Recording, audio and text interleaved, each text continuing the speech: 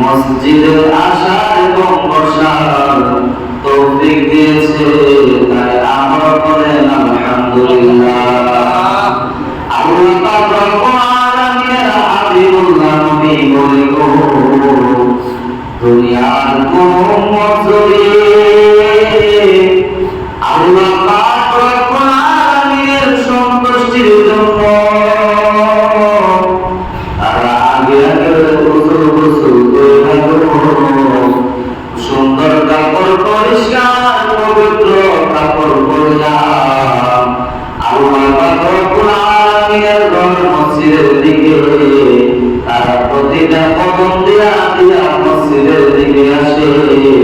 প্রত্যেকটা কদমের বিনিময়ে আমার আল্লাহ পাক রব্বুল আলামিন তার জীবনের সগীরা গুনাহ ক্ষমা করে দেন। সুবহানাল্লাহ।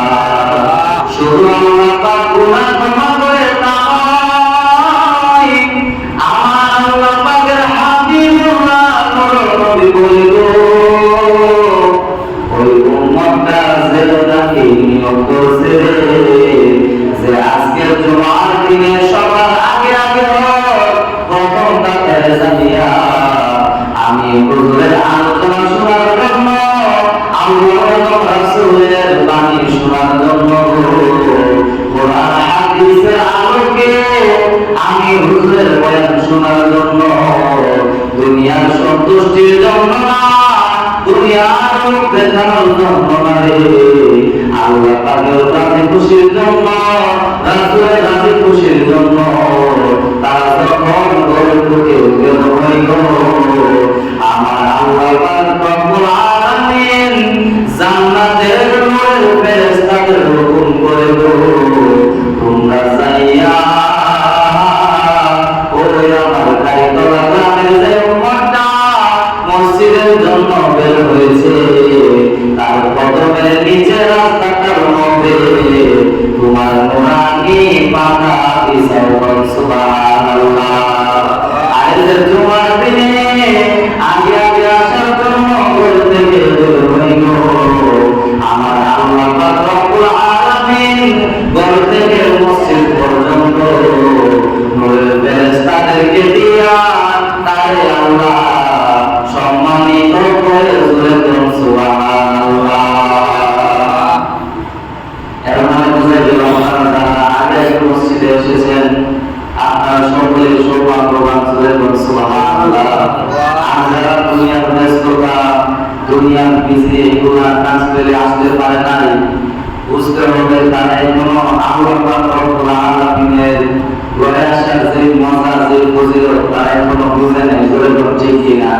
যদি তারা বুঝতো তাহলে অবশ্যই তারা মসজিদে সবার আগে আপনাদের মতো আগের ব্যাপারে এসে বসার চেষ্টা করতো। বলেন ঠিক কিনা? আল্লাহ পাক রব্বুল আলামিন আমরা যারা আগে মসজিদে আসতে পেরেছি আমাদের সকলের হাজিরা কবুল করুন সকলে। আমিন। সম্মানিত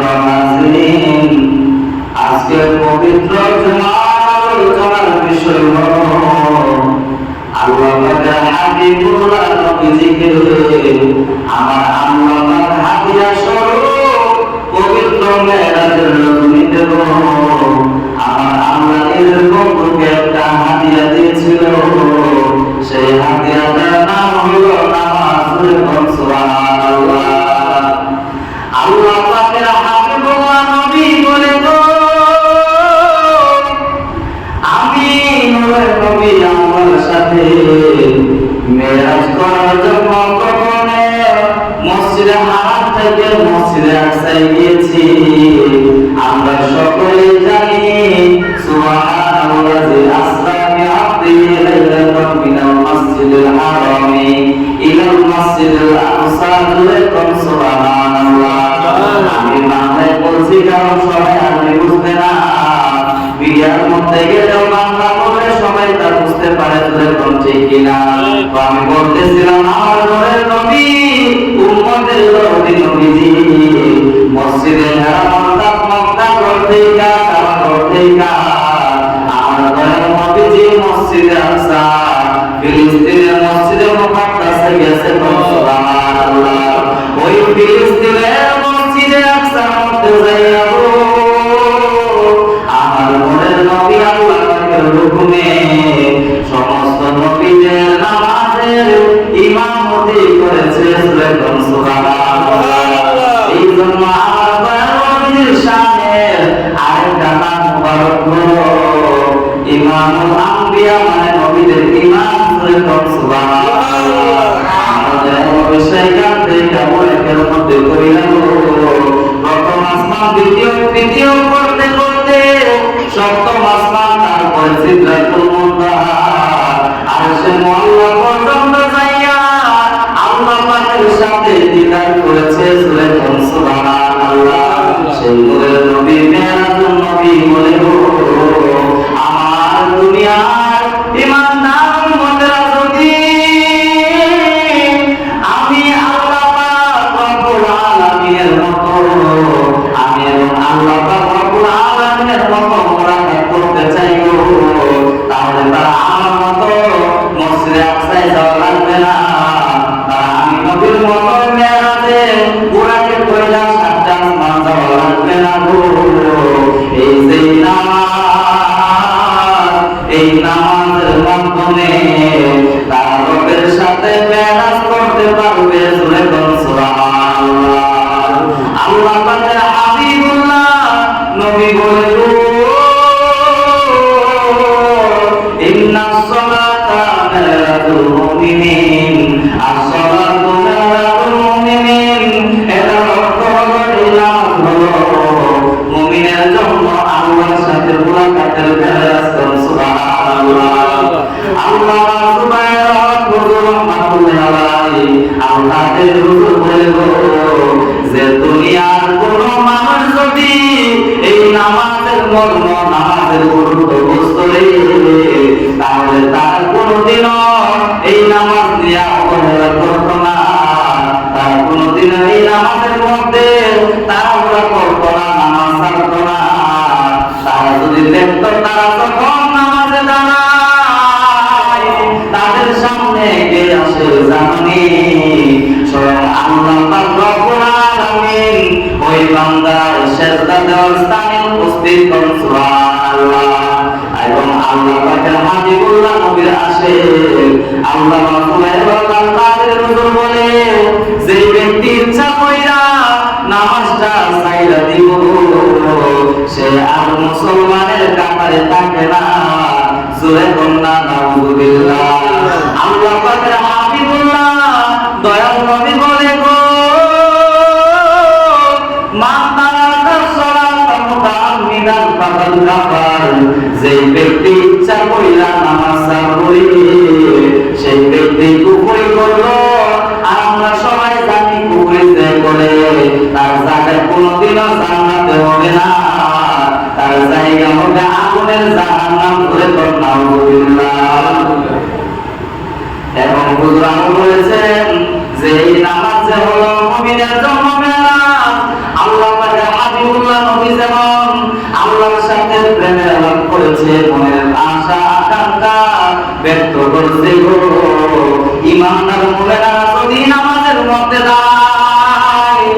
তাহলে তারাও আল্লাহ পাকের সাথে তাদের দিনের আলাপ কোরআন তেলাওয়াতের মাধ্যমে করতে পারে।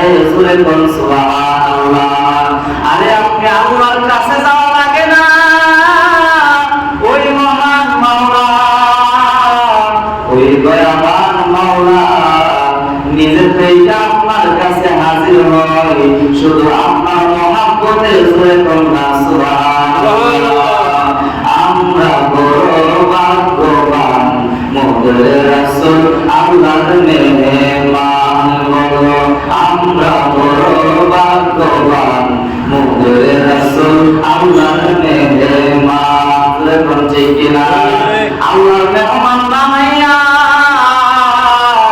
আমার আল্লাহ পাক রব্বুল আলামিন নিজের হাবিবুল্লাহ নবীকে আমার আল্লাহ নিজের কাছে লইয়া গেছে, নিজের বন্ধু নবীকে দাওয়াত কইরা।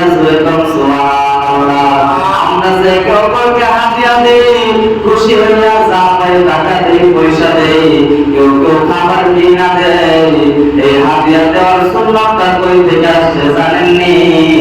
এই হাদিয়া দেওয়া নেওয়া আল্লাহ এবং আল্লাহর রাসূল থেকে আসছে। সুবহানাল্লাহ। বলতে পারেন হুজুর কিভাবে, কেমনে আল্লাহ এবং আল্লাহর রাসূল থেকে হাদিয়া আসলো? আরে ভাই আপনারা কি জানেন না, আমার দয়াল নবী যখন মেরাজ শরীফে গেল, আমার আল্লাহ পাক রব্বুল আলামিন হাবিবুল্লাহ নবীজিকে ভালোবাসিয়া একটা হাদিয়া দিয়েছে, তার নাম নামাজ। সুবহানাল্লাহ। আজকে দেখা যায় উম্মতের নামাজের সময় হলে তোমরা বাড়িতে বসে থাকো, টিভি দেখো, সাইড স্টলের মধ্যে গিবত, হিংসা, সুদের টাকার হিসাব করে ব্যস্ত। কিন্তু আমার আল্লাহ পাক রব্বুল আলামিন বলেছেন সূরা বাকারার মধ্যে যে ওয়ারকাউ মার রাব্বিহিম। সুবহানাল্লাহ। আল্লাহ পাক বলে বান্দারে শুনো, ওয়ারকাউ তোমরা রুকু করো মার রাব্বিহিম, যারা রুকুকারী তাদের সাথে তোমরা রুকু করো। অর্থাৎ এই আয়াত দিয়ে আমার আল্লাহ দুইটা ইঙ্গিত করছে, একটা হলো তোমরা নামাজ পড়ো নামাজীদের সাথে, এবং দ্বিতীয়টা হলো তোমরা রুকু করো রুকুকারীদের সাথে, অর্থাৎ জামাতে আদায় করার কথা কইছে। সুবহানাল্লাহ। আজকে দেখা যায় ও আমার ভাইরা, অনেকে হুজুরকে পছন্দ করে না বলে, অনেকে মসজিদের মধ্যে টাকা দেওয়া রাখবো বলে, অনেকে আবার বলে আমি সারা জীবন নামাজ পড়ছি না, চুরি বাটপারি করছে, এখন কেমনে মসজিদে যাব? এখন মসজিদের মধ্যে গেলে তো মানুষ আসবে না। রে ভাই না, এটা পাইবেন না, কারণ আপনি 40 বছর 50 বছর আল্লাহ পাক থেকে দূরে রইলেন। আমার আল্লাহ পাক রব্বুল আলামিন অপেক্ষার মধ্যে আছে গো। 50 বছর পরে হোক সমস্যা নাই, 60-70 বছর পরে হোক সমস্যা নাই।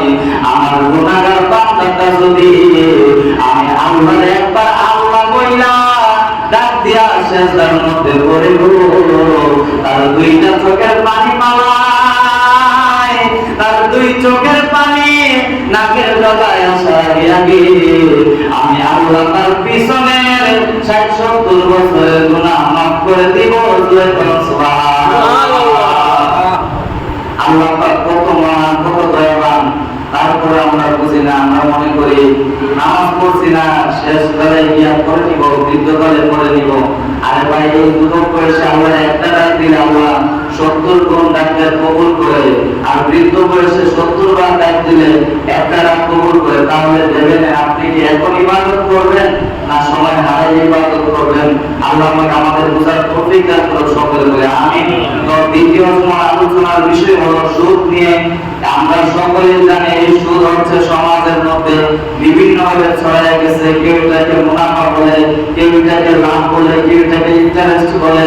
যে যাই বলুক না কেন, ঘুরে ফিরে এটা হারাম, এটা গুনাহ কাজ। জোরে কোন নাউযুবিল্লাহ। আল্লাহ পাক রব্বুল আলামিন পবিত্র কালামুল্লাহ শরীফে বলে গো, আল্লাহুল বায়া ওয়া হারামাল রিবা। আমি আল্লাহ পাক রব্বুল আলামিন দুনিয়ার মানুষের জন্য এই ব্যবসাকে হালাল করেছি আর সুদকে হারাম করেছি। জোরে কোন নাউযুবিল্লাহ। যারা নাকি সুদ খায় আমার আল্লাহ বলে গো আল্লাহ পাকের দরবারে কিয়ামতের ময়দানে যে সুদ করেরা দুনিয়ার জমিনে এক টাকা হইলেও সুদ খাইছিল তাদের পেটটার মধ্যে বিষাক্ত সাপের এমন ভাবে সুবর মারবে গো তাদের চিৎকারের কারণে মানুষের আপনদের কি হলো সেইভাবে কেন কষ্ট পাচ্ছে সেইভাবে কেন কান্না করছে গো তার পেটের মধ্যে কেন এতগুলা সাপ হাজার হাজার লক্ষ লক্ষ সাপ কেন তখন আল্লাহ পাকের ফেরেশতারা বলবে গো এই গুনাহগার নাফরমানটা হলো দুনিয়ার জমিনে সেই নাফরমান সেই পাপিষ্ঠ বান্দা যে নাকি দুনিয়ার জমিনে সুদ খাইছিল সুরে নাউযুবিল্লাহ। আল্লাহ পাকের হাবিবুল্লাহ নবী তার হাদিস শরীফের মধ্যে বলে গো যে ব্যক্তি একটা কারণে সুদ খাইব সে জীবনেও জান্নাতে যাইব না সুরে নাউযুবিল্লাহ। আজকে একটা কথা দূরের কথা হাজার হাজার লক্ষ লক্ষ টাকা মানুষেরা সুদ খাচ্ছে তার উচিত টাকার থেকে বেশি টাকা একদম থেকে লাভ নেই হয়তো সবাই দেখতেছে এটা সমস্যা নাই কিন্তু সেই দিন কিয়ামত সংঘটিত হবে রে কিয়ামতের দিন বুঝবা এটা খাওয়ার কত যন্ত্রণা এটা খাওয়ার কত কষ্ট এটা খাইলে যে কত অপমান হয়ে পড়ছে কিনা আল্লাহ পাক রব্বুল আলামিন আমাদের সুদ থেকে হেফাজত করুন সকলে বলে আমিন আর করে বলে আমিন। আপনারা বলেন না কেন আপনারা কি সুদ খাইবেন আল্লাহ পাক আমাদের হেফাজত করুন সকলে বলে আমিন এই আওয়াজে মানে না আর করে বলে আমিন। আল্লাহ পাক সমাজে যত সুদখোর আছে দেখবেন তারা সমাজের মধ্যে বড় বড় টুপি লাগাইয়া বড় বড় দাড়ি রেখে সুবহান লাগাইয়া হাতে নামাজের বেলা খবর নাই সুরে নাউযুবিল্লাহ। আল্লাহ পাক রব্বুল আলামিন আমাদের এরকম বাপ্পা থেকে হেফাজত করে সকলে বলে আমিন। তো জুমার শেষ এবং সংক্ষিপ্ত পরিশেষের আলোচনা হলো আমার দয়াল নবীজি কামলেওয়ালা নবীজির মহাব্বত কারণ হচ্ছে ইসলামের প্রথম স্তম্ভ হচ্ছে নামাজ কিন্তু নামাজের আগেও একটা ভিত্তি আছে সেটার নাম হলো ঈমান জোরে কোন সুবহানাল্লাহ। আমরা যদি ঈমান না আনি তাহলে নামাজ পড়ে রোজা রেখে হজ যাকাত দিয়ে দান সদকা করে কি লাভ হবে কোনো লাভ নাই আগে ঈমানদার হতে হবে জোরে কোন ঠিক কি না। আল্লাহ পাক রব্বুল আলামিন পবিত্র কালামুল্লাহ শরীফে বলে গো قل إن كنتم تحبون الله فاتبعوني يحببكم الله سبحان الله। আল্লাহ পাক রব্বুল আলামিন বলে গো ও আমার হাবিবুল্লাহ নবী আপনি বলে দেন ইন কুনতুম যদি তোমরা হতে চাও তুহিব্বুন আল্লাহ আল্লাহর প্রিয় বান্দা বান্দি ফাত্তাবিউনি তাহলে আমি দয়াল নবীকে অনুসরণ করো আমি নবীর জীবনী ফলো করে আমি দয়াল নবীকে ভালোবাসা জোরে বলুন সুবহানাল্লাহ। আমি শুরুতে বলেছিলাম আরে নামাজ রোজা একদিকে আমার দয়াল নবীর মহব্বত আরেকদিকে জোরে বলুন সুবহানাল্লাহ। আপনার আমল নামায় নামাজ কম সমস্যা নাই আপনার আমল নামার মধ্যে রোজার সংখ্যা কম দান সদকা কম টাকা পয়সার সংখ্যা কম কিন্তু আপনার আমল নামার মধ্যে ভরপুর আমার দয়াল নবীর মহব্বত ছিল আমার দয়াল নবীর জন্য আপনার কলবের মধ্যে আপনার জানের চাইতে বেশি মহব্বত আছে তাহলে আমার আল্লাহ পাকের দরবারে ওই বান্দাটাই হবে প্রকৃত ঈমানদার জোরে বলো সুবহানাল্লাহ। আল্লাহ পাক রব্বুল আলামিন আমাদের সকলকে রাসূলুল্লাহ সাল্লাল্লাহু আলাইহি ওয়াসাল্লামের আশিক হিসেবে কবুল করো সকলে বলে আল্লাহুম্মা আমিন। আর বিশেষ করে জনাব মোহাম্মদ আব্দুল রহিম সাহেবের সন্তান দুবাই প্রবাসী কামরুল হাসান ভাই এবং সৌদি আরবের প্রবাসী জনাব মোহাম্মদ খায়রুল ইসলাম ভাই সহ ওনাদের নাম হাসান শান্ত ওনারা আমার মায়ের জন্য দোয়া চেয়ে তাবারকের ব্যবস্থা করেছে। আল্লাহ পাক রব্বুল আলামিন যেন জনাব আব্দুল রহিম সাহেবের স্ত্রীর কবরটারে জান্নাতের বাগান বানায় সকলে বলে আমিন। বিশেষ করে রহিম সাহেব অসুস্থ আল্লাহ পাক রব্বুল আলামিন যেন ওনাকে পূর্ণ সুস্থতা দান করে সকলে বলে আমিন। এবং আমরা যারা উপস্থিত হয়েছি কেউ ব্যবসা করেন কেউ গাড়ি চালান কেউ কেউ কৃষি কাজ করেন, আল্লাহ পাক রব্বুল আলামিন সকলের ব্যবসার মধ্যে কামাই রুজির মধ্যে বরকত দান করুন, সকলে বলে আমিন। ড্রাইভার ভাইদের আমার আল্লাহ অ্যাক্সিডেন্ট বালা মুসিবত থেকে হেফাজত করুন, সকলে আবার বলে আমিন। ওয়া আখিরু দাওয়ানা আলহামদুলিল্লাহি রাব্বিল আলামিন। আসসালামু